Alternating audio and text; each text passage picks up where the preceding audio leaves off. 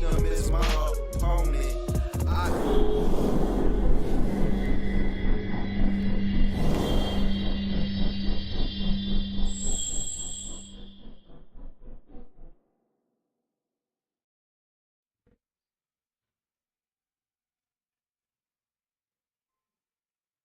All right, I say shalom to everybody. Shalom, shalom, all Israel. Shalom, shalom, Shabbat, shalom. All right. So another nice spring day. Spring is in the air. Everything is blossoming and blooming, bringing forth, like the scripture says, Abib, to bring spring forth. All right. So I can say shalom. Before I start my class, I'm head straight into Psalms 74. But today's subject is going to be about Joseph and Israel in Egypt. All right, that's going to be today's topic. Joseph and Israel in Egypt.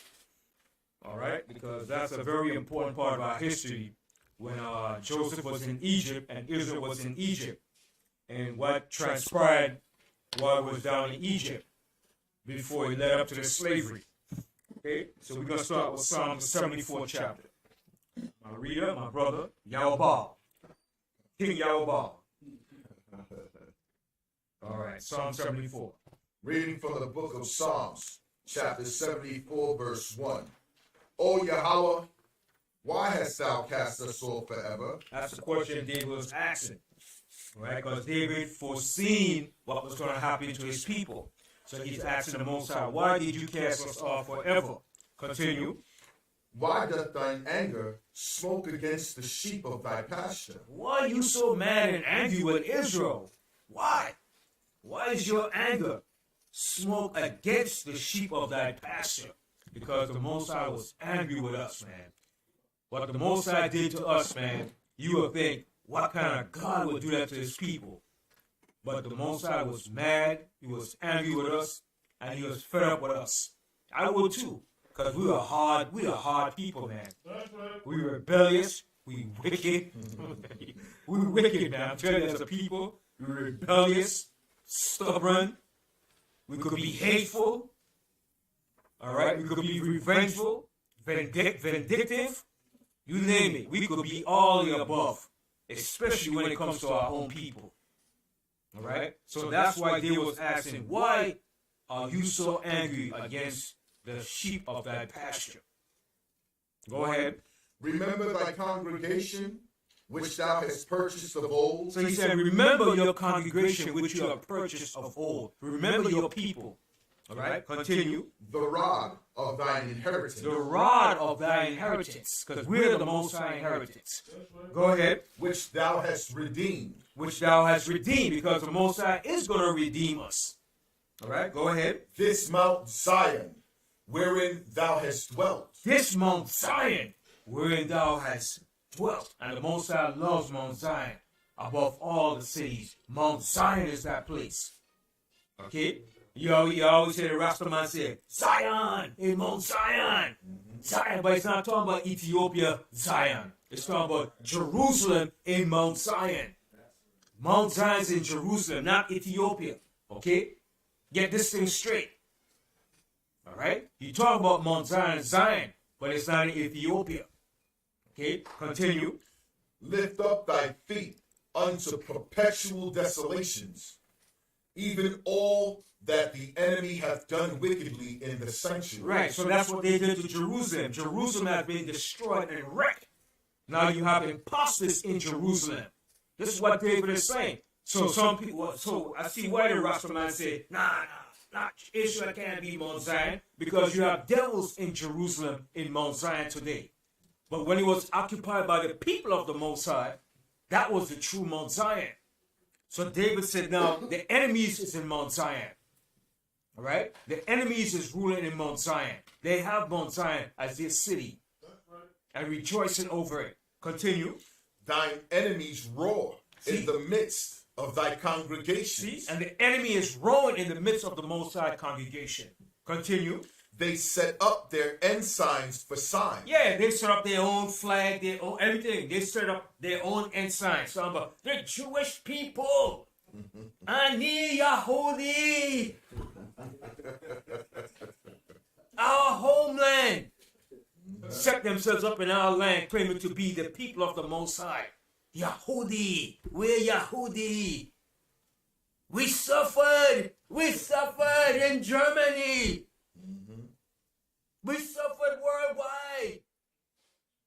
And they set up their ensign in our land, boasted. When the state of Israel was established in 1948, that America aids them with billions of dollars every year, non-stop, round the clock. That aid have never stopped. Okay? They get so much military aid, economical aid, scientific aid. That's welfare. But they don't call it welfare. Right. And they're still getting it, and they won't cut them off from that. Now they have been established. Should it be time to cut them off from getting all that money? Right. Over 70 years they've been getting billions of dollars. How much more are they going to get? That shows you they're all in league together to keep the lie and the conspiracy going. That's right. To teach that they're the Jewish people. Right? But the Most High is going to destroy it. He's going to destroy that fallacy very soon. Okay? Since 1948 and before that, they've been getting military aid, economical aid. They came out and said that Israel gets $10 billion, and it's probably more than that, a year in economical assets. Okay? $10 billion a year. Can you imagine that? And it's probably more. They're probably just telling you what they want you to know, but it's probably way more than that. Weapons, technology, the whole 9 yards, man. Right? But when it comes to us, there's no money. Just that they gave Ukraine billions of dollars again. After they gave them before. So you figure, where is all this money coming from when they claim that the country is broke? How is the country broke? But you can find all this money to give Ukraine military weapons. But trust me, the United States could never go broke. Okay? They charge and rob people taxes too much in this country from the people, the American public. You're taxed and overtaxed. Okay? Businesses, bridges and tunnels, the MTA, all right? All these big corporations bringing billions to the country. You understand? Into the state of New York. This country could never go broke. The only way to tell you it goes broke because somebody is directing the funds somewhere else. But it could never go broke. Never. Too much money is being made every day. While you sleeping, money is being made in this country. Round the clock, 24 hours, money is being made. But they will tell you that there's no money. All right? But don't believe the hype. Okay? Continue. Verse 5. A man was famous according as he had lifted up axes upon the thick trees. Right. So a man became famous upon the thick trees. They cut down all the trees in Jerusalem. When the Romans came in and sacked and destroyed Jerusalem, they chopped and they cut down. They poured salt all over the field. They destroyed everything. Every stone and wall came down. Okay? When the Romans came to destroy Jerusalem, they came on a mission. When the Babylonians destroyed it, the same thing too. But the Romans did worse. All right? The Romans, when they came in, they destroyed. Because Jerusalem is a fruitful and a fertile country. And what they did, they poured salt all over the entire land to cause it to be barren. Okay? That's why the Most High called, he said, he's going to give us a land flowing with what? Milk and honey. Jerusalem was a land flowing with cattle. Okay? Vegetation. A fruitful country. But when the enemies came in, they destroyed everything out of it. But even today, it's still a fruitful country. When these imposters build it up, you should see all the oranges and the fruit trees in Israel, man. Right? Mango trees. Oh, man. You should see the mangoes. Mangoes are sweet over there, man. Up in Galilee. Some sweet Julie mango, man. I'm telling you, man. You'll swear you're back in the islands when you taste those Julie mangoes up in Galilee. All right? Go ahead. Verse 6. But now They break down the carved work See, they broke down all the carved work that was in Jerusalem. Go ahead. thereof at once with axes and With hammers. axes and hammers. They laid Jerusalem to the ground, man. Just like the scripture said. All right, go ahead. They have cast fire into thy sanctuary. They destroyed the temple that Solomon built. Okay, go ahead. They have defiled by casting down the dwelling place of thy name to the ground. That's right. And the Most High allowed them to do this because of what we did to the Most High. This was the beginning of the Most High taking away our name out of the earth. This was the beginning stage of Most High said, that's it. Your name is going to be no more on the earth. You're going to be destroyed. Continue. They said in their hearts, let us destroy them together. That's what they said in their hearts, and they fulfilled that. And they're still doing it today. Okay? Continue. They have burned up all the synagogues of Yahweh in the land. And that's what they destroyed. All the synagogues. All the places that we went to worship were destroyed. Continue. We see not our signs. There is no more any prophet. Back then, there was no more signs, no more prophet to show the people nothing. Because the Most High said, that's it. It's over. Continue. Neither is there among us any that knoweth how long. Yeah, we was going, how long was this going to last? How long? And it lasted a long time, man. Okay? From 70 AD to now 2022, it's over 2,000 years. Right? Over 2,000 years. Continue. O Yahweh, how long shall the adversary reproach? Shall the enemy blaspheme thy name forever? That's the question David is asking. Shall the enemy blaspheme your name forever? How long are they going to continue to blaspheme your name? But everything has its time. Everything has to run its course. Just like we have to run our course with our punishment. All right? Continue. Why withdrawest thou thy hand, even thy right hand? Pluck it out of thy bosom. See what David is asking the Most High? You see what he's asking him? Why withdrawest thou thy right? Why are you holding back, Most High? Pluck it out, man, and destroy the enemies. He's asking the Most High to destroy them. But in due time, the Most High is going to hear those prayers. Read that verse again. Why withdrawest thou thine hand? Why are you holding back your hand, Most High? Don't hold it back, man. Bring forth your hand of wrath. Go ahead.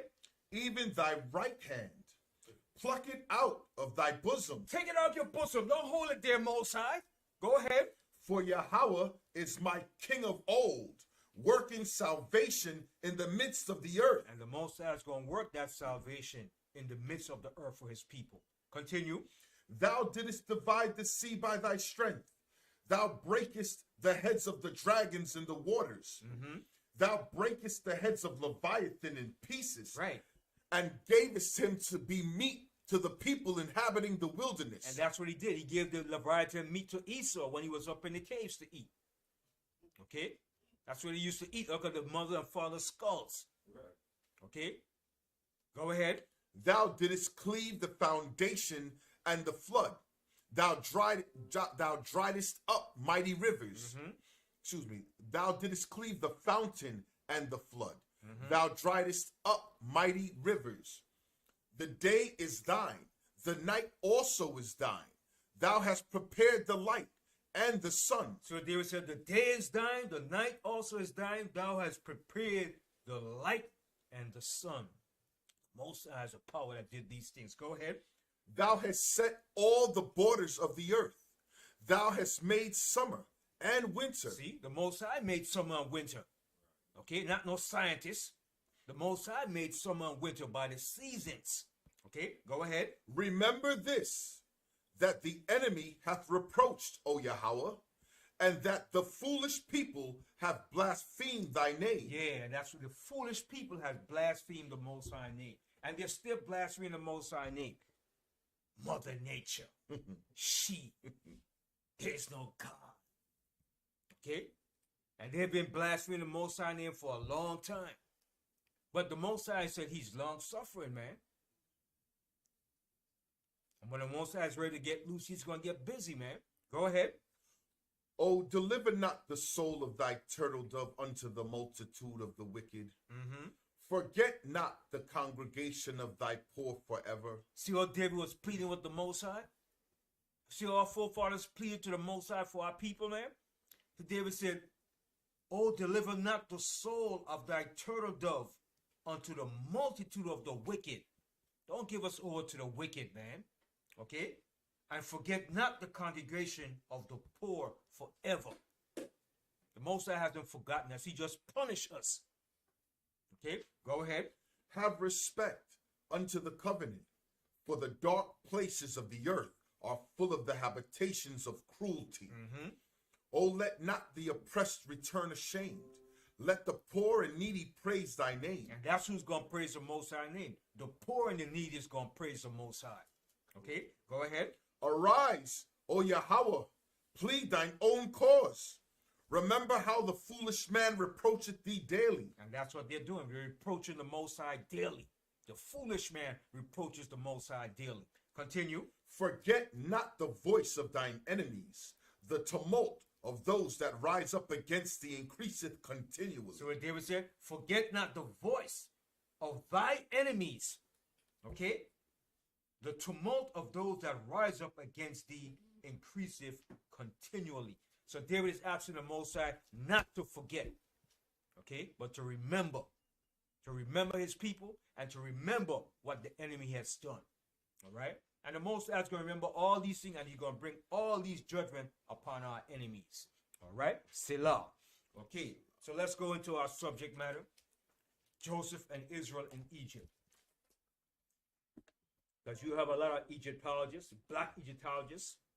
I'll tell you that Egypt, that Joseph was never in Egypt, Israel was never in Egypt, which is a lie. They don't want to tell you that because it will expose all the lies and falsity that they've been teaching for centuries. Okay?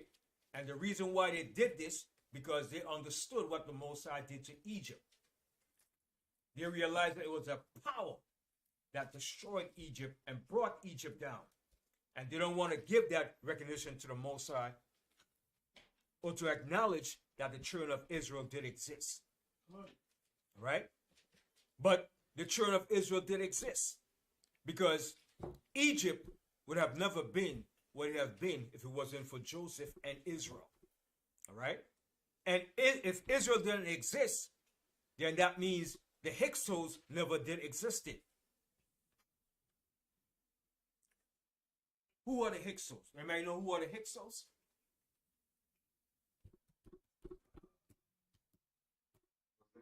Called the shepherd people? Right, they were called shepherd kings or foreign rulers of Egypt. Now, if the Hyksos existed, Israel had to exist too. All right? Because the Hyksos was a major force in Egypt. The Hyksos ruled Egypt for about 150 years. They took over Egypt. All right? And Joseph was in power when the Hyksos were ruling Egypt. All right? They will tell you the Hyksos was an Asiatic people. All right? But my personal belief, I think the Hyksos were Shemitic people. And I think they were Assyrians. That's my personal belief. They will tell you the Hyksos were the Shemitic people as the Amorites. The Amorites were not Shemitic people. The Amorites are Hamitic people. They are family to the Canaanites. Okay? So that's totally off when you say the Hyksos were Amorites are Shemitic people. The Amorites are not Shemitic. Okay? But the Hyksos were a Shemitic people because Joseph got in real good with the Hyksos. All right? And we're going to show you, according to scriptures, that the Hyksos were not Hamitic people. Okay? Because the Egyptians didn't like shepherds. What do the Egyptians call shepherds? Abomination. Shepherds were abomination to the true Egyptians. But the H.O.D.C were shepherds too. Okay, and we're going to show you that when Joseph got his brothers back into Egypt, he told them, he said, when you go before Pharaoh, tell the Pharaoh your occupation is shepherds. And he's going to give you the best land in Egypt. Now, why would he tell his brothers to tell the Pharaoh that if they were true Egyptians? They would have killed him and kick him out. All right? Because shepherds were abomination to the true Egyptians. Now, when you read the history of the Hyksos, Amuz was a true Egyptian, a native Egyptian that kicked the Hyksos out of Egypt. He kicked them out. He expelled the Hyksos out of Egypt. All right? When he kicked them out, that was the end of the Hyksos rule in Egypt. That was the end of the 17th dynasty. All right? So we're going to go into some of the history of that. But we're going to move around in some of the areas in Genesis. Yes?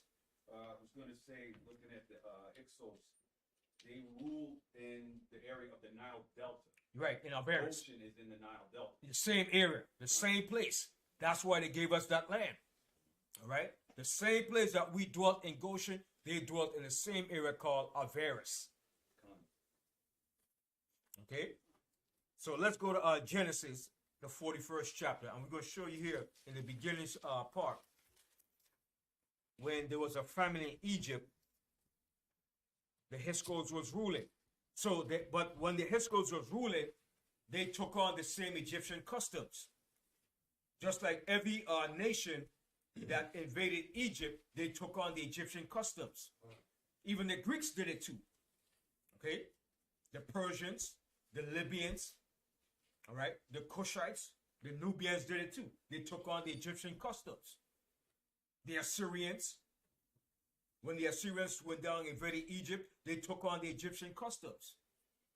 All right? So that's what the Hyksos did. They took on the Egyptian customs. Okay, let's go to Genesis 41. So it's the top. Genesis 41. We're not going to read the whole chapter. We're going to start here from Genesis 41, and let's start here from let's start from the 14th verse, and we're going to jump around. Genesis 41 and 14. Reading from the book of Genesis, chapter 41, verse 14. Then Pharaoh sent and called Joseph, and they brought him hastily out of the dungeon. So this was not a native Egyptian Pharaoh. This was a Pharaoh of the Hyksos. All right? Continue. And he shaved himself. See, now he shaved because that's what the Egyptians did. They shaved. The Egyptians didn't wear beards. They shaved. So the Hyksos took on that same custom. All right? So what the Egyptians would do, they'll put on a fake beard. Okay? They shave their beards off. That's what the white man get that custom from, shaving the beards from. All right? Even the Muslim, Farrakhan, and them practice that same crap. Oh, you got to see smooth shaving. You see Farrakhan and his men? Smooth shaving. They got that from the Egyptians too. Okay? But all Shemitic people wore beards. The Assyrians, the Persians, the Syrians, the Moabites, the Ammonites. All of us wear beards. That's a Hebrew custom. That's a Hebrew culture. But the Egyptians, shave that thing off. Smooth shaven. And put on a fake beard. Okay, go ahead. And changed his raiment, and came in unto Pharaoh. So he came in unto Pharaoh, which was a Hyksos Pharaoh. Continue. And Pharaoh said unto Joseph, I have dreamed a dream, and there is none that can interpret it. And I have heard say of thee that thou canst understand a dream to interpret it. Right. So he heard the fame of Joseph, because while he was in prison, the butler and the different men told him about Joseph, how he could interpret dreams. So he said, I haven't had a dream. I want you to interpret this dream. All right? Because the Most High was bringing a serious famine in Egypt. Continue. And Joseph answered Pharaoh, saying, It is not in me. Yahweh shall give Pharaoh an answer of peace. So Joseph said, it's not in me, but it's the Most High that's going to give you the answer. Continue. And Pharaoh said unto Joseph, in my dream, behold, I stood upon the bank of the river, and behold, there came up out of the river 7 kine. What river was this? Right, the Nile River. Okay? The Egyptian call it the Itiru. That's the name of the river, the Itiru. Okay, go ahead. Fat-fleshed and well-favored, and they fed in a meadow. And behold, 7 other kind came up after them, poor and very ill-favored, and lean-fleshed, such as I never saw in all the land of Egypt for badness. So when he saw this, he was like, huh? What kind of dream is this? What is this? He knew it was something of an ominous vision, but he couldn't interpret or understand what it was. Because remember, kings understand certain things that regular men don't understand. Because remember, the Most High said in the scripture, it's for you, O king, to know what? To interpret certain and know certain things. All right? So when he saw this, he was worried about this dream and this vision. Continue. Verse 20. And the lean and the ill-favored kind did eat up the first 7 fat kind. And when they had eaten them up, it could not be known that they had eaten them up, that they had eaten them. But they were still ill-favored, as at the beginning. So I awoke. And I saw in my dream, and behold, 7 ears came up in one stalk, full and good. All right. So now that's the years of plenty. Plenteous. All right. In abundance. Continue. And behold, 7 ears, withered, thin, and blasted with the east wind, sprung up after them. And that's going to be the time of famine and dearth. Nothing. Okay. Continue. And the thin ears devoured the 7 good ears. And I told this unto the magicians, but there was none that could declare it to me. So now even the magicians could have interpreted that dream. They was dumbfounded. Well, we don't know, Pharaoh. We can't interpret this dream. All right. So not even Satan was giving him an answer. Okay, go ahead. And Joseph said unto Pharaoh, the dream of Pharaoh is one. Yahweh hath showed Pharaoh what he is about to do. See, and the Most High said, the Most High is going to show you, Pharaoh, what he's about to do. Now, the Most High was doing what? The Most High was paving the stage and the whole theater for Joseph and Israel. All right? In the land of Egypt. The Most High was preparing that stage for us. Continue. The 7 good kind are 7 years, and the 7 good ears are 7 years. The dream is one. And the 7 thin and ill-favored kind that came up after them are 7 years. And the 7 empty ears blasted with the east wind shall be 7 years of famine. 7 years of famine. Can you imagine that? 7 years of famine. That's not easy. 7 years of famine, no food. That means you have to prepare yourself before that 7 years famine and have all your food in storehouses. I mean, the ground can't grow no food. There's no water. There's nothing. That's a serious thing, man. Okay? Continue. Verse 28. This is the thing which I have spoken unto Pharaoh.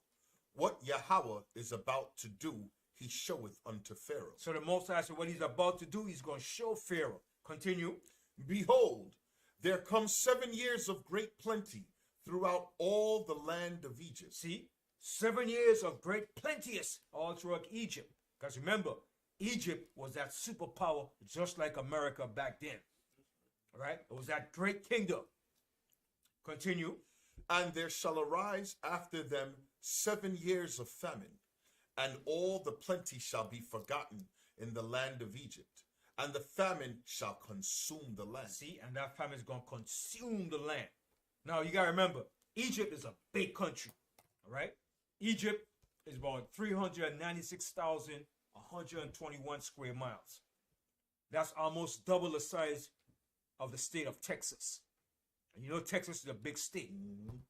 So now, in Egypt, it was divided by sections. Upper Egypt, Middle Egypt, Lower Egypt.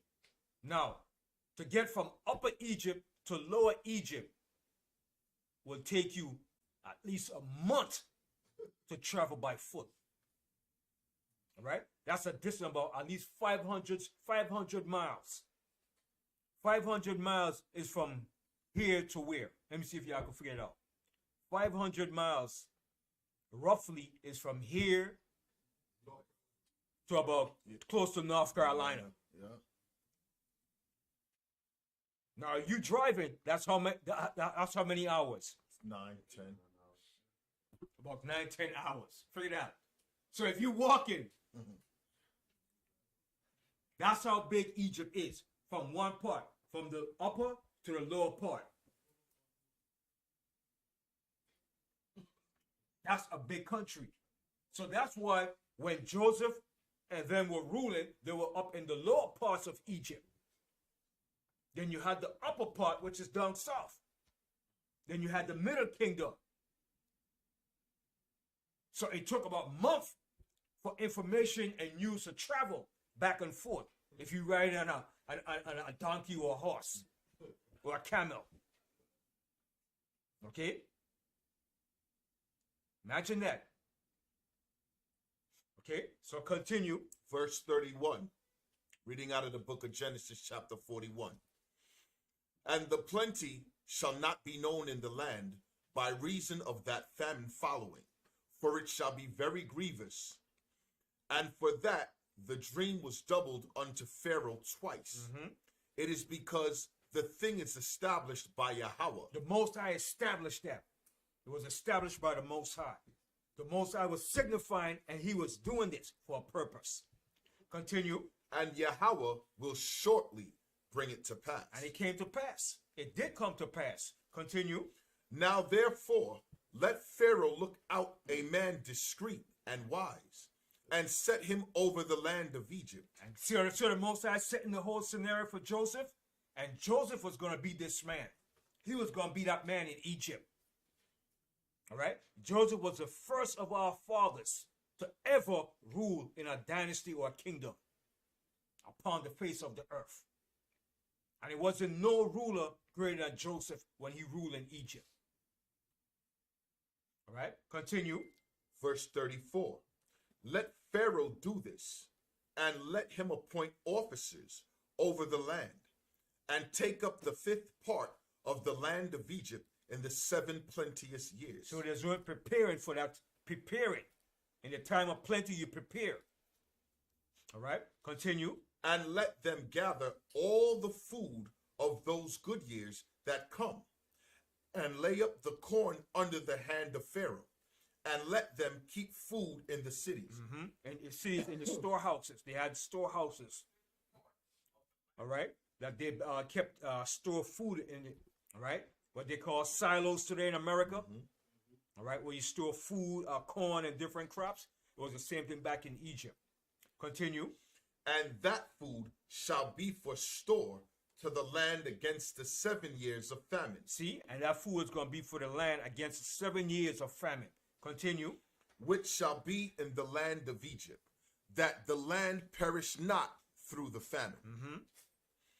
And the thing was good in the eyes of Pharaoh, and in the eyes of all his servants. And Pharaoh said unto his servants, Can we find such a one as this? Can we find such a one as this is? A man in whom the spirit of Yahweh is? And that counsel and wisdom came from Joseph that he gave Pharaoh. So Pharaoh said, man, can we find such a one as this is, a man in whom the spirit of the Most High is? Because Joseph gave him great wisdom and understanding how to prepare for themselves. All right, continue. And Pharaoh said unto Joseph, For as much as Yahweh hath showed thee all this, there is none so discreet and wise as thou art. And Joseph was wise. Okay, Joseph was a visionist. Okay, go ahead. thou shalt be over my house, and according unto thy word shall all my people be ruled. Only in the throne will I be greater than thou. See what he said? Only in the throne I will be greater than you, Joseph. But anybody else, nobody is going to oversee or supersede you. Only me alone is going to be the man. And he put Joseph in a major position. Right? And Joseph ran and ruled that position with great loyalty and dignity. Right? Now remember, Joseph went down to Egypt at what age? At 17. He went down to Egypt at a young age. Now at this time, he was a full-grown man. Okay? So you know Joseph spoke Egyptian, fluent in the Egyptian, knew the language, the science, the arts, everything in Egypt.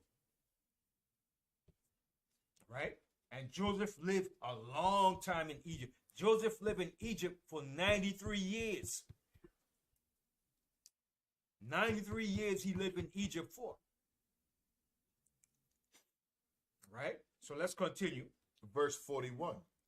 And Pharaoh said unto Joseph, See, I have set thee over all the land of Egypt. Now, what does that mean when he said over all the land of Egypt? Is it over all the entire land of Egypt? Over the upper, over the lower. Over the lower parts of Egypt. Because who was in the upper part of Egypt at this particular time? The real Egyptians. The real Egyptians were in the upper part of Egypt. They were known as the Thebes. Thebes. The Thebes dynasty. Under Ammuz. Okay? That was the 17th dynasty of Egypt.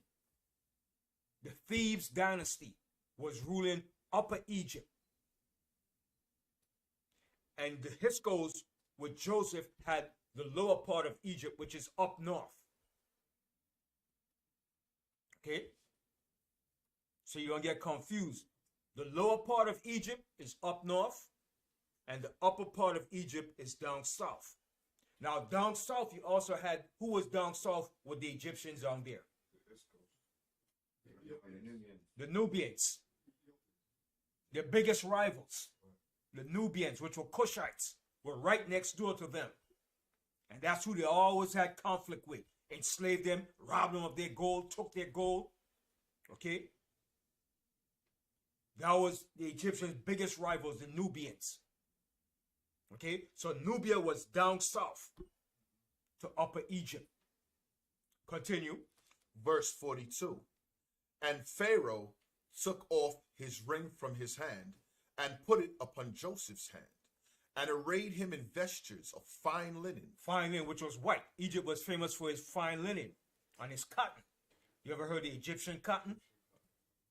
They had one of the best cotton. In one of the movie, I think it was showing you this guy, he was a drug dealer. He said, you want to kill me? You want to kill me? Come, give me to me. And he starts something with a pick. And he said, yeah, man, I got the finest Egyptian cotton, man. He was acting like a Dominican gangster. Right? So Egypt is famous for their fine linen and cotton that they have in Egypt. One of the best. All right? So Pharaoh adorned Joseph in the fine linen of Egypt. Go ahead. And put a gold chain about his neck. And put a gold chain on his neck. A solid gold chain. Solid gold that probably came from Nubia. Okay? So back then, we were famous for wearing gold. It's nothing new. Just like we like wearing gold today too. So you can imagine Joseph on the throne, sitting there wearing a solid gold chain, just chilling, passing out the decree, telling the Pharaoh, boom, boom, what's next? And you know Joseph ran that thing smoothly, man, with wisdom. Understand? It wasn't like Joseph was these black politicians today. He wasn't like that. These black politicians today is only about themselves and greedy. Okay, continue. Verse 43. And he made him to ride in the second chariot which he had. See, and the H.O.D.C had the best chariots that they brought into Egypt. They brought some highly advanced chariots and weapons into Egypt.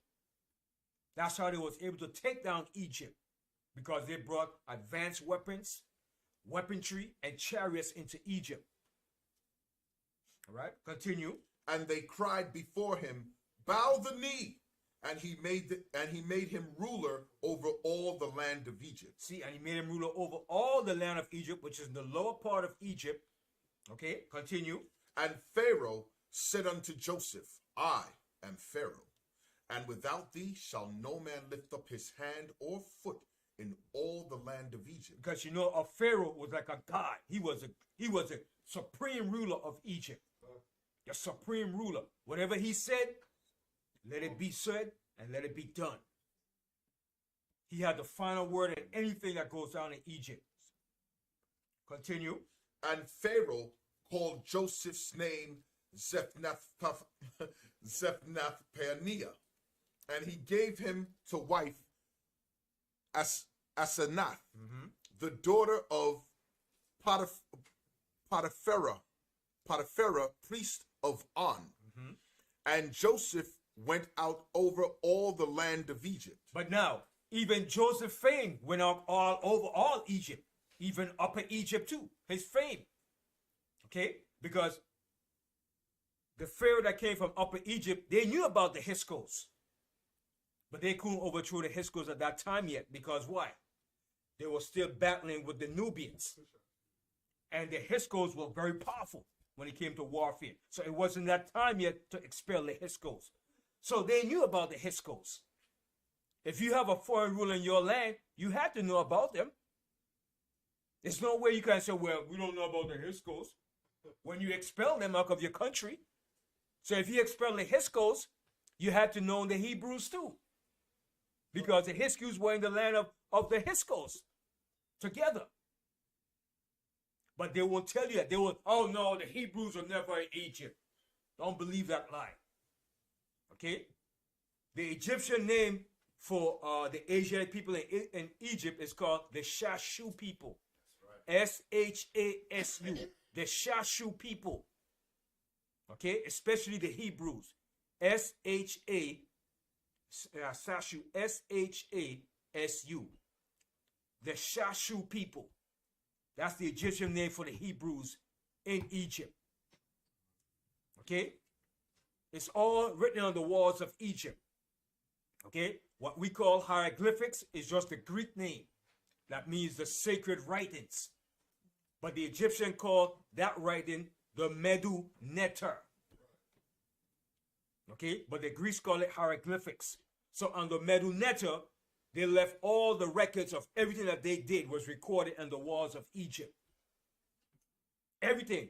The events, the history, the wars, the nations, the people that were in Egypt was left on the walls of Egypt. Okay? So we were known as the Shashu people in Egypt. It's written all over the walls in Egypt. Okay? Continue. And Joseph went out over all the land of Egypt. So his fame went abroad. Okay? Ammuz heard of his fame. Okay? Continue. Verse 46. And Joseph was 30 years old when he stood before Pharaoh, king of Egypt. So he was 30 at this time when he began to rule Egypt. Okay? So remember, he went down to Egypt at the age of 17. So at 30, that's when he became a ruler in Egypt and began to rule Egypt. Continue. And Joseph went out from the presence of Pharaoh and went throughout all the land of Egypt.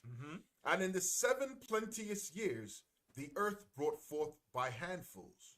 And he gathered up all the food on the 7 years, which were in the land of Egypt, and laid up the food in the cities. The food of the field, which was round about every city, laid he up in the same. And Joseph gathered corn as the sand of the sea. See how much corn he gathered? Multitude of corn. Bushels of corn. All right? Just like the United States is famous for producing corn. That's why they call, you ever heard they said the corn belt states? Name some of the states that are famous for producing corn in the United States. Nebraska. Kansas. Iowa. Ohio. Where else? Michigan. All right. Upstate New York, Illinois, not so much Massachusetts, Missouri, Kansas, the Corn Belt state. They famous for producing corn. And the United States is one of the largest corn producers next to Canada. So Egypt was the same way too. A lot of corn. And all this came from where? From the lower parts of Egypt. The fertile part of Egypt. Because the further down you go into Egypt, down south is what? What type of terrain is down south? No, in Egypt. When you go down south in Egypt, what type of terrain do you encounter? Desert. Desert land. All right? But up north is where the delta is more marshland, fertile land. That's why Joseph gave us the best land in Egypt, in Goshen. And we're going to read about that. That was the most fertile land in Egypt, the best land in Egypt. All right? Continue. And Joseph gathered corn as the sand of the sea, very much, until he left numbering, for it was without number. And unto Joseph were born 2 sons before the years of famine came, which Asenath, the daughter of Potipharah, priest of On, bare unto him. So he married an Egyptian woman in Egypt. And why? Why would he marry an Egyptian woman? Why did Joseph marry an Egyptian woman?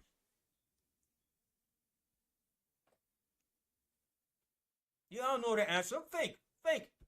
Y'all know the answer. Yeah. To consolidate the power. Huh? To consolidate the power. To consolidate the power. He said. To a certain degree. To a certain degree. But why did he marry the Egyptian wife?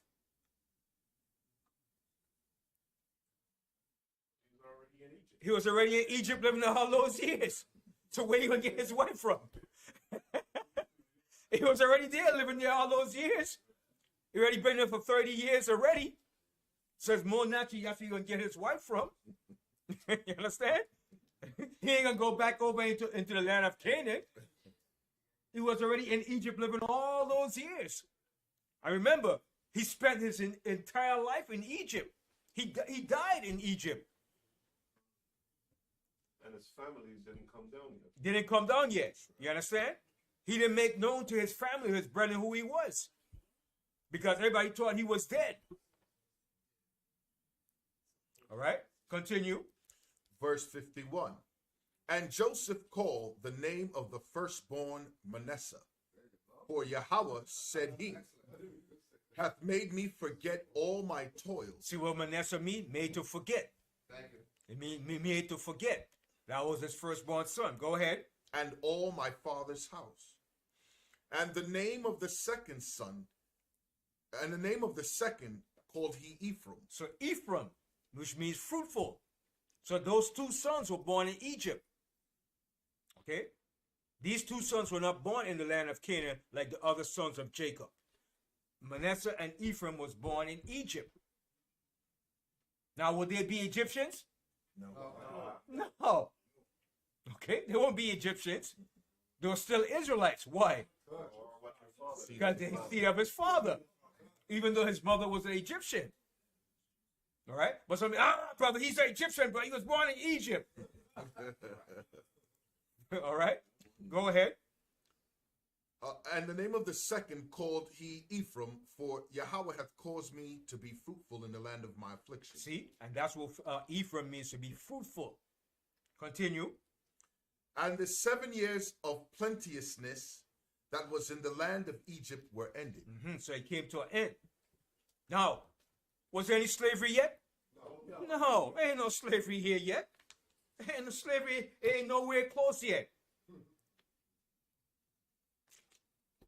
So, if I'm looking at this here now, ain't no way in hell you could have been 430 years in Egypt. That's right. All right? We're going to show you. There's no way you could have been 430 years in Egypt. Joseph's already ruling. There's no slavery. Continue. And the 7 years of dearth began to come, according as Joseph had said. And the dearth was in all lands, but in all the land of Egypt there was bread. See, but there was bread in Egypt. So there was a famine in the land of Canaan. There's a famine all over the earth. But Egypt had bread. Okay, go ahead. And when all the land of Egypt was famished, the people cried to Pharaoh for bread. And Pharaoh said unto all the Egyptians, Go unto Joseph. Hey, don't cry to me. Go to Joseph. He's a man. Go to him. All right, go ahead. What he saith to you, do. What he said to you, you do. Okay, and if you didn't do it, you're going to put to death if you didn't do it. Because whatever Joseph said was solid gold. Continue. And the famine was over all the face of the earth. And Joseph opened all the storehouses and sold unto the Egyptians. And the famine waxed sore in the land of Egypt. So now, you see now. So when you get to Exodus, right? And it said, there arose a new king that knew not Joseph. How could he not know Joseph? When all this frame of what he did was in Egypt. But what the scripture is saying, when he said he did not know Joseph, he didn't regard Joseph. He didn't give a damn what he did. That's what it means. I'm the new Pharaoh. I'm the new Pharaoh in Egypt now. I'm changing everything. What I said is going to be my new decree and policy. But he knew Joseph because, like I said, the Egyptian kept records on the walls of Egypt known as a medu neter. Everything was recorded and put down there, what went down in Egypt. Okay? They knew Joseph, but he didn't give a damn because he had his own plan when he kicked out the H.O.D.C. You Hebrews here in Egypt, you living good? Okay, it's time to pay the price now. You going to slavery. We don't like you because they didn't like us. The Egyptians didn't like us, okay? Get that in your thick skulls. They didn't give a damn about us. They didn't care about us. Okay? They fed us to the alligators too. That's right. Just like it did here in America too. That's why he said, when it was a male child, cast him in the Nile River. Why was he cast in the Nile River? So the crocodiles could eat him. Okay? Let's continue reading on. And all countries came into Egypt to Joseph. All countries came into Egypt to Joseph. The Canaanites, the Hittites, the Assyrians, all countries that was in that era came down to Egypt for food. Mesopotamia, okay? The rulers of Babylon, okay? What's his name? The one that made those similar to 10 Commandments in Babylon. What's his name? Hammurabi. All these people came down to Egypt too. The Hammurabi Code. All the people that was up here in Palestine and that Fertile Crescent, they all came down to Egypt because Egypt traded with Mesopotamia. Do you know that stuff that the Egyptians put under their eye, that black stuff called coal? That came from Mesopotamia. They traded with the people in Mesopotamia for that. It's like a camouflage you put under your eye to protect your eye from the sun. All right, even the football players put it on. In baseball, the Egyptians were one of the first used that, and they got that from the people of Mesopotamia. They traded with the people from Mesopotamia for that.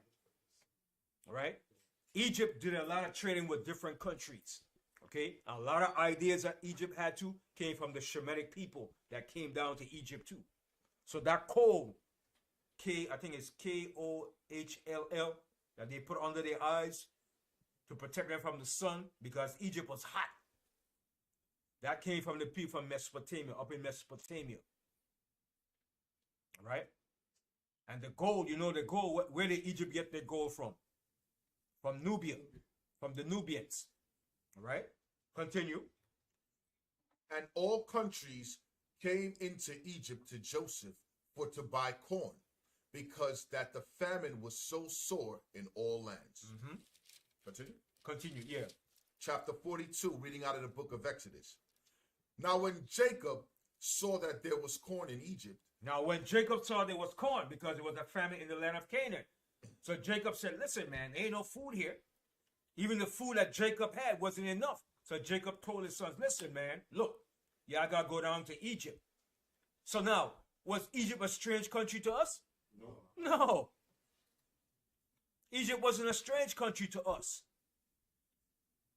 We knew about Egypt. Abraham went down to Egypt. Isaac went down to Egypt. So it wasn't strange to us. All right?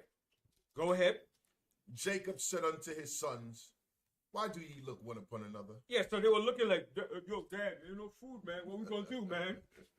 So you know when you're trying looking for you for food, and you're looking like, and you hear Belly go, and Belly start talking, you're like, yo, don't look at me. I ain't got no food. All right, go ahead. And he said, behold, I have heard that there is corn in Egypt. So he heard there was corn in Egypt. But little did he know, he didn't know Joseph was the man that was controlling and running that operation in Egypt. Little to his surprise. All right, continue. Get you down thither. He said, go down to Egypt, man. Go down to Egypt and get some food, man. Okay, go ahead. And buy for us from thence, that we may live and not die. Mm-hmm. And Joseph's 10 brethren went down to buy corn in Egypt. Mm-hmm. But Benjamin, Joseph's brother, Jacob sent not with his brethren. For he said, lest peradventure mischief befall him. So Jacob said, nah, I'm not sending Benjamin. I already lost one son. Nah, you stay here with me. You're the youngest. All right, continue. And the sons of Israel came to buy corn among those that came, for the famine was in the land of Canaan. See, the famine was in the land of Canaan too. Continue.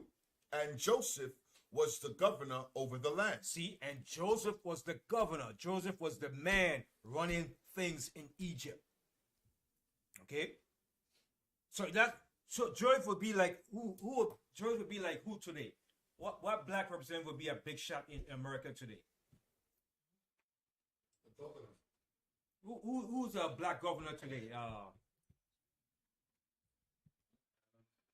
Who? What's his name? Yeah, Mayor Eric Adams. Eric Adams. That's mayor. Right. It's almost the same thing. Then remember the first black governor of Virginia. What's his name? Wilder. All right. You got a good bit of black governors too in this country too. Patterson, you know. Massachusetts. He's one in Massachusetts too, right? Yeah, what's his name? What is his name? But you had a good bit of black governors. They started off as mayors, and then they worked up to governors. All right? But Joseph was governor over Egypt. He was the head honcho, man. Okay? Colin Powell. Yeah, he was like a Colin Powell, man, a top man in Egypt. And Joseph was a military man too. He knew military too. But his specialty was dealing with what? The politics and the science of Egypt. Okay? Every country deals with politics and science. Yes. Like the Pharaoh said, he was only second to him. Second to him. Running the country. Yeah. Basically running the country. He advised the Pharaoh too. Okay? Not even his magicians or his men next to him could like give him advice. Unless it came from Joseph. Mm-hmm. Okay? So that shows you the power that we have as a people. All right? And that's why in the Reconstruction era in this country, it was predominantly Jakes that ran this country during the Reconstruction era. And when Esau saw that, he said, no. We got to bring back Jim Crow. You niggas got to go. You niggas got to go. No. Put Jim Crow, come on. Get back in here, man. Too much Negroes in the Reconstruction era. And from that point, during the Reconstruction era to the Black Wall Street, within 60 years, Jake was able to fully develop a full-run city. Mm-hmm. Within 60 years. Mm-hmm. Mm-hmm. Sustain himself within 60 years. And Esau couldn't believe that. Right, Uncle Slavery, within 60 years, we had everything going for ourselves, man. Everything. That's why Esau had to destroy it, man. He had to put an end to that because competition it's not good for Esau, especially when it comes from us, because we will supersede and overthrow him, and he knows that. All right, continue. Verse 6. And Joseph was the governor over the land, See, and he was governor over the land. Go ahead. and he it was that sold to all the people of the land. So he was responsible for that. All right, continue. And Joseph's brethren came and bowed down themselves before him with their faces to the earth. So they came bowing down to him with their face to the earth, but they didn't know who he was there. But they knew he was in charge. Yes. If you remember back in the same book when he was actually telling them from the dream, I think chapter 37. Before, yeah. Yeah, he was telling them like all y'all are gonna bow down. You're going to bow down to me. And they said, what is this madman talking about? What he's going to say, yo, that you're going to be over us, and yo, we're going to be over us and our father? But he was telling them that, but they didn't believe him. Vision. Right? He was a visionist. And it came to pass. They came and they bowed down to him with their face to the ground. They didn't have no choice. Continue. And Joseph saw his brethren, and he knew them. See?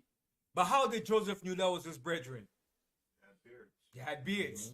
They had beards. And it was what? It was how much of them all together? Right. That was only like what?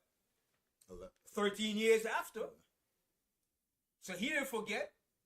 So when he saw him, he said, yeah, look at these Negroes, man. Look at these Negroes coming to Egypt now. You know what? I'm going to play them now. I'm going to play a game with these Negroes now.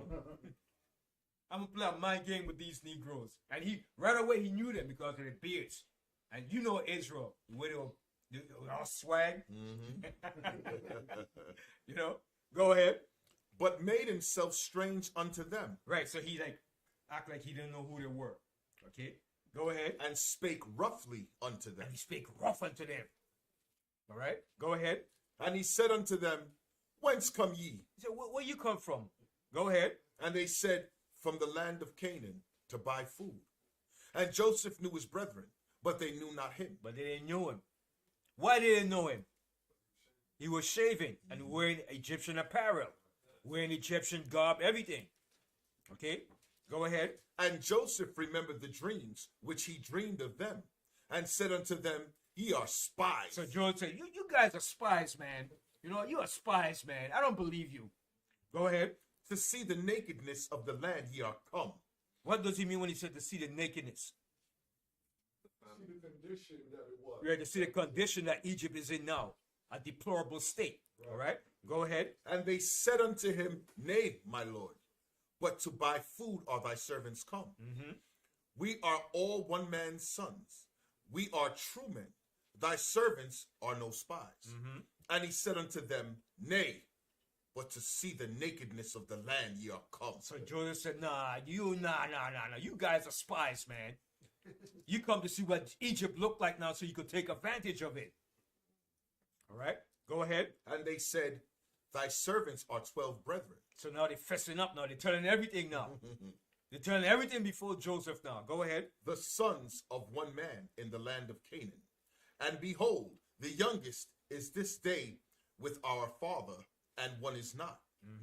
And Joseph said unto them, That is it that I spake unto you, saying, Ye are spies. Oh, I'm sorry. And Joseph said unto them, That is it that I spake unto you, saying, Ye are spies. Joseph said, you are spies, man. Joseph said, I don't want to hear that. You guys are spies, okay? So you know now they're fearing now, like, oh my gosh, what is he going to do to us now? Go ahead. Hereby ye shall be proved. By the life of Pharaoh ye shall not go forth hence, except your youngest brother come hither. Whoa. So Joseph, he played a game on them now. All right, go ahead. Send one of you, and let him fetch your brother, and he shall be kept in prison, that your words may be proved, whether there be any truth in you, or else by the life of Pharaoh, surely you are spies. So he put him in a hard position now. Okay, he was proving them. Go ahead. And he put them all together into ward 3 days. And Joseph said unto them the third day, This do, and live, for I fear Yahweh. If ye be true men, let one of your brethren be bound in the house of your prison. Go ye, carry corn for the famine of your houses. But bring your youngest brother unto me, so shall your words be verified, and ye shall not die. And they did so. And they had no choice. Now they're going back to bring a report back to their father Jacob.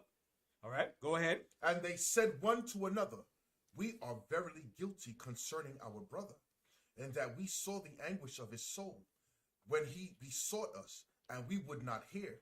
Therefore is this distress come upon us. And Reuben answered them, saying, spake I not unto you, saying, do not sin against the child? And ye would not hear. Therefore, behold, also his blood is required. So that's what Reuben is saying to them now. Damn, this is what happened to us because what we did to our brother Joseph. So he's bringing it back to their remembrance now. Damn, this was what happened to us for what we did now. Go ahead. And they knew not that Joseph understood them, for he spake unto them by an interpreter. See? So Joseph knew, but he used an interpreter. All right? So Joseph was playing them good, man. All right? So now that interpreter had to know what? Hebrew. 2 languages. Yeah. He had to know Egyptian and Hebrew. But you know what? That shows you that nothing changes in most world kingdoms. Even in this kingdom, you have interpreters too. All right? They speak English and different languages. So it's the same thing, but sure that history always repeats itself when it comes to kingdoms and rulership. Because they had interpreters back then, and you have interpreters here today in the United Nations. So if you go up there to speak Russian, they have a Russian interpreter. That's right. All right? That shows you how kingdoms, I show you that kingdoms back in the past weren't stupid neither. They had intellect and wisdom too. All right? Go ahead. Verse 24. And he turned himself about from them and wept, and returned to them again, and communed with them, and took from them Simeon, and bound him before their eyes. Then Joseph commanded to fill their sacks with corn, and to restore every man's money into his sack, and to give them provision for the way. And thus did he unto them. And they laded their asses with the corn, and departed thence. And as one of them opened his sack to give his ass provender in the inn, he espied his money, for behold, it was in the sacks. It was in his sack's mouth. So Joey put money into the sack. Right? He put extra money in there. He put the money that belongs to Pharaoh in there. So by you putting Pharaoh's money in there, that's a problem. You're in trouble because that seems like you what? That you stole it. You're stealing. So Joseph set them up. All right, go ahead. And he said unto his brethren, my money is restored, and lo, it is even in my sack. And their heart failed them, and they were afraid, saying one to another, what is this that Yahweh hath done unto us?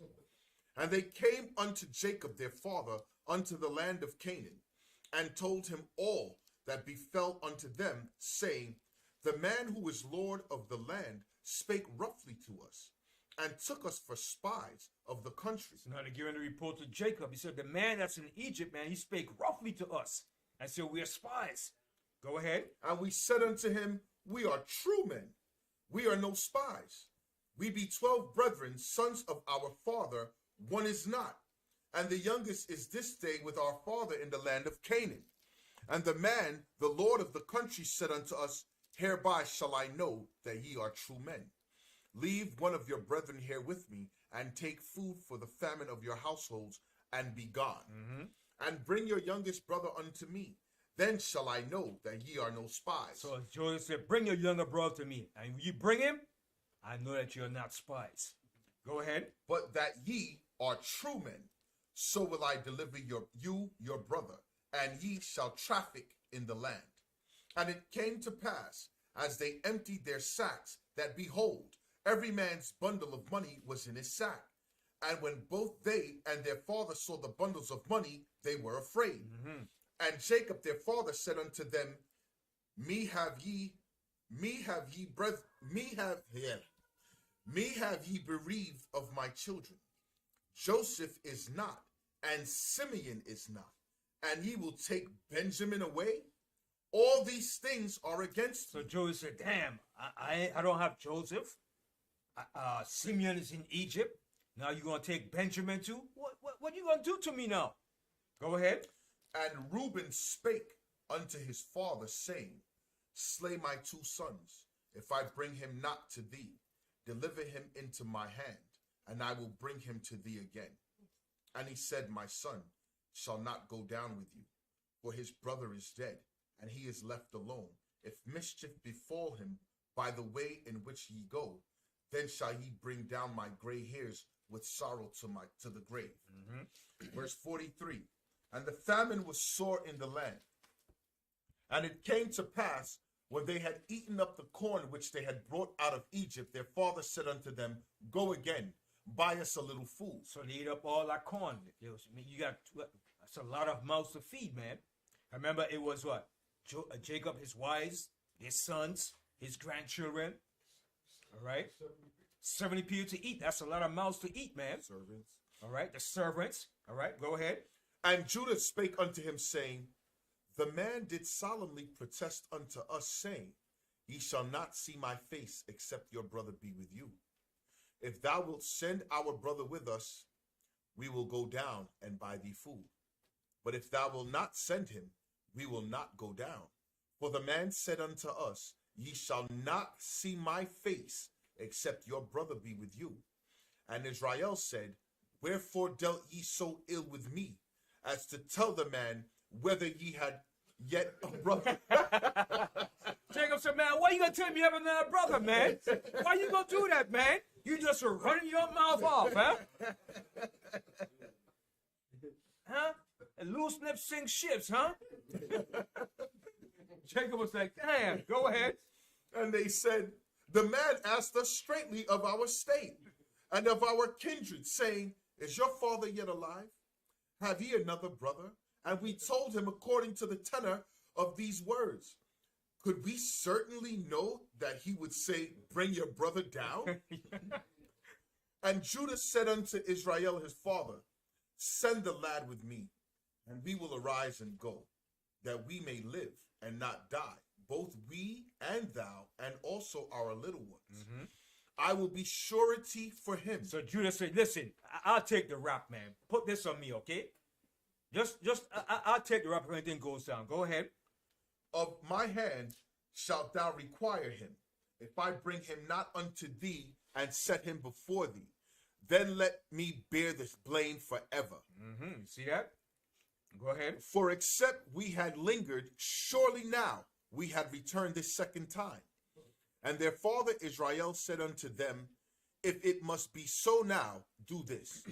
Take of the best fruits in the land in your vessels, and carry down the man a present, a little balm, and a little honey, spices and myrrh, nuts and almonds. See, he took it in as a gift, man. All these were precious things that was needed back then. Money was good, but all these things here, balm, honey, spices and myrrh, and almonds and nuts, these were precious good stuff, man. Yeah. So, if the famine was going on up there, I guess these things He were preserved. He had them preserved. Yeah. Because remember, Jacob even had prepared himself for the famine too. So he had whatever he had left preserved. He said, take these down to the Pharaoh. Okay. All right. Verse 12. And take double money in your hand, and the money that was brought again in the mouth of your sacks, carry it again in your hand. Peradventure, it was an oversight. Take also your brother, and arise, go again unto the man. And Yahweh Almighty give you mercy before the man, that he may send away your other brother and Benjamin. If I be bereaved of my children, I am bereaved. He said, man, so be it. Let it be done, man. Okay, go ahead. And the men took that present, and they took double money in their hand, and Benjamin, and arose up, and went down to Egypt, and stood before Joseph. And when Joseph saw Benjamin with them, he said to the ruler of his house, Bring these men home, and slay, and make ready, for these men shall dine with me at noon. Right. So, why was Joseph so impressed in seeing Benjamin? Because that was his only brother by his mother's Yeah. side. Right. That's Right. right. That's right. And he wanted to see him. And when he saw him, he was like, oh, man. All right. Yeah. He also asked them if their father was alive too. Yeah. Like they should have been able to see like this. Right. Yeah. Yeah. But he was playing them, you know what I mean? And he was like getting back to them. He was playing a psychological game with them too. Yes. As soon as he threw them off by saying that they were spies, They started confessing like, oh man, he's gonna punish us. He's gonna do us in, man. Yeah. He was playing a mind game with them, man. All right, go ahead. And the man did as Joseph bade. And the man brought the men into Joseph's house. And the men were afraid because they were brought into Joseph's house. And they said, because of the money that was returned in our sacks at the first time are we brought in, that he may seek occasion against us and fall upon us and take us for bondmen in our asses. And they came near to the steward of Joseph's house, and they communed with him at the door of the house, and said, O sir, we came indeed down at the first time to buy food. And it came to pass, when we came to the inn, that we opened our sacks, and behold, every man's money was in the mouth of his sack, our money in full weight, and we have brought it again in our hand. And other money have we brought down in our hands to buy food. We cannot tell who put our money in our sacks. So now they're fessing up and talking everything. Look, man, it's extra money in this thing. We didn't put it there. We don't know how it got there. Go ahead. And he said, peace be to you. Fear not. Your power and the power of your father hath given you treasure in your sacks. I had your money. And he brought Simeon out unto them. So he brought out Simeon. So he's sure he was a man of his word. All right, go ahead. And the man brought the men into Joseph's house and gave them water. And they washed their feet. And he gave their asses provender. And they made ready the present against Joseph. And they made ready the present against Joseph. Came at noon. For they heard that they should eat bread there. And when Joseph came home, they brought him the present which was in their hand into the house, and bowed themselves to him to the earth. And he asked them of their welfare, and said, Is your father well? The old man of whom ye spake, is he yet alive? Right. So is he yet alive? So they asked, he's inquiring about his father. Go ahead. And they answered, Thy servant, our father, is in good health. He is yet alive. And they bowed down their heads and made obeisance. And he lifted up his eyes and saw his brother Benjamin, his mother's son, and said, Is this your younger brother of whom ye spake unto me? And he said, God be gracious unto thee, my son. And Joseph made haste, for his bowels did yearn upon his brother. And he sought where to weep. And he entered into his chamber and wept there. Right, so he couldn't hold it back no more. He couldn't hold back the tears, so he went in the chamber to cry. And I said, when he saw his brother, that's strong brotherly love, man. All right, he couldn't hold in those tears no more, man. Tears just running down, man. All right, go ahead. And he washed his face and went out and refrained himself and said, Set on bread. And they set on for him by himself, and for them by themselves, and for the Egyptians which did eat with them by themselves, because the Egyptians might not eat bread with the Hebrews, for that is an abomination unto the Egyptians. See, it's an abomination to the Egyptians. Okay, they hated us, man. They looked on us like idiots. That's what they saw us as, man. All right, go ahead. And they sat before him, the firstborn according to his birthright, and the youngest according to his youth. And the men marveled one at another. And he took and sent messes unto them from before him. But Benjamin's mess was 5 times so much as any of theirs. And they drank and were merry with him. All right. So we're going to continue this another time. We're going to end this here. Showing you what transpired in Egypt. All right. So remember, all what this was taking place while Joseph was in Egypt. Joseph was in that 17th dynasty. All right. This was the 17th dynasty of the H.O.D.C ruling Egypt. But the slavery didn't come until what dynasty? The 18th dynasty. So now, while this was being transpired, was there any slavery here yet? No slavery. All right. All right. So with that, I say shalom, and we're gonna continue this the next following week, and we're gonna go more into the history of it. Shalom. Shalom.